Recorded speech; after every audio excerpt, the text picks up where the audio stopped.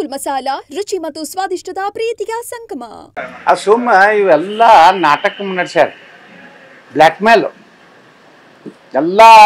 ಅವರು ಕಾಂಗ್ರೆಸ್ನವ್ರು ಅದಾರ ಅದ್ರೊಳಗೆ, ಅವರು ಕಳ್ರು ಇವರು ಕಳ್ರು ಕೂಡಿ ಮಾಡಿದ್ದೈತಿ. ಈಗ ಯಾರನ್ನೂ ಅವರು ಉಲ್ಲೇಖ ಮಾಡ್ಲಿಕ್ಕಂದ್ರೆ ಮತ್ತೆ FIR ಮಾಡ್ಬೇಕು. ಸುಮ್ಮನೆ ವೇಗಾಗಿ FIR ಮಾಡೋದ್ರಿಂದ ಅದು ಸ್ಟ್ಯಾಂಡ್ ಆಗೋದಿಲ್ಲ. ಈ ಸರ್ಕಾರ ಇರುವವರೆಗೆ ಅಷ್ಟು ಆಗ್ತದೆ, ಮುಂದೆ ನಮ್ಮ ಸರ್ಕಾರ ಬರ್ತದೆ, ವಾಪಸ್ ತಗೋತಾರ, ಇಷ್ಟೇ ಆಗೋದು. ಇದರಿಂದ ಏನು ನ್ಯಾಯ ಸಿಗುವುದಿಲ್ಲ. ಪಂಚಮಸಾಲಿ ಹೋರಾಟ ವಿಚಾರ ಮತ್ತು ಧರಣಿಗೆ ಅವಕಾಶ ಕೊಟ್ಟಿಲ್ಲ, ಕಾಲಖಂಡಿತವಾಗಿ ಅನುಮತಿ ಇಲ್ಲ ಅಂತ ಕಮಿಷನರ್ ಅವರು ಹೇಳ್ತಿದ್ದಾರೆ. ಜಿಲ್ಲಾಡಳಿತ ಕೂಡ ಮತ್ತೆ ಈಗ ಅಲ್ಲೇ ಹೋಗ್ತಾ ಇದ್ದೀವಿ ನಾವು ಗಾಂಧಿ ಭವನಕ್ಕೆ. ಅವ್ರ ವಿಚಾರ ಏನೈತೆ ಕೇಳ್ತೀವಿ DC ಅವರಿಗೆ. DC ಅಲ್ಲೇನೋ ಮಾತುಕತೆಗೆ ಬರ್ತೀನಿ ಅಂತ ಹೇಳ್ಯಾರ್ತಾರೆ, ನನಗೂ ಗೊತ್ತಿಲ್ಲ.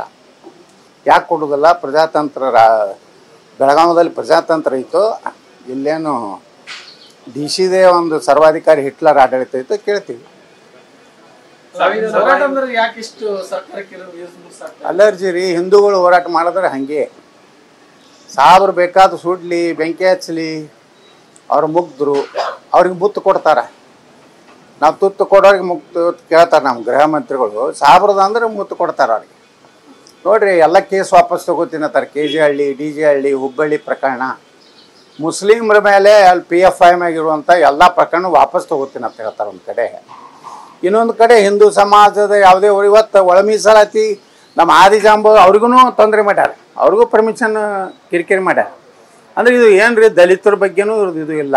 ಹಿಂದುಳಿದ ಏನು ಸಮುದಾಯದವ್ರು ಹೋರಾಟ ಮಾಡ್ತೀನಿ ಅಂದರೆ ಇದು ಒಟ್ಟ ವ್ಯವಸ್ಥಿತವಾಗಿ ಇದು ಸಿದ್ದರಾಮಯ್ಯನವರ ಅತ್ಯಂತ ಮುಸ್ಲಿಮ್ ಪ್ರೀತಿ ಇದು ಮೇಲ್ನೋಟಕ್ಕೇನೆ ಕಾಣಿಸ್ತದೆ. ಅವ್ರಿಗೆ ಮತ್ತೊಂದು ಸಮುದಾಯದವರು ಪರ್ಮಿಷನ್ ಕೊಡೋದಿಲ್ಲ, ಅವ್ರನ್ನ ಲಾಠಿ ಚಾರ್ಜ್ ಮಾಡ್ತಾರೆ.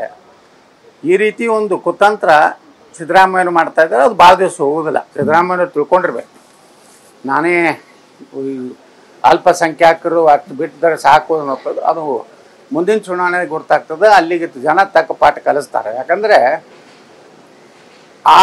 ಏನು ಅವರು ಒಳ ಮೀಸಲಾತಿ ಸಲ ಹೋರಾಟ ಮಾಡ್ಬೇಕಾದ್ರೆ ನೀನು ಅವ್ರ ಸಮಾಜದ ಅನೇಕ ಹಿರಿಯರು ಮಾತಾಡಿದ್ರು, ನಮಗೂ ಪರ್ಮಿಷನ್ ತೊಂದರೆ ಮಾಡ್ತಾ ಇದ್ದಾರೆ.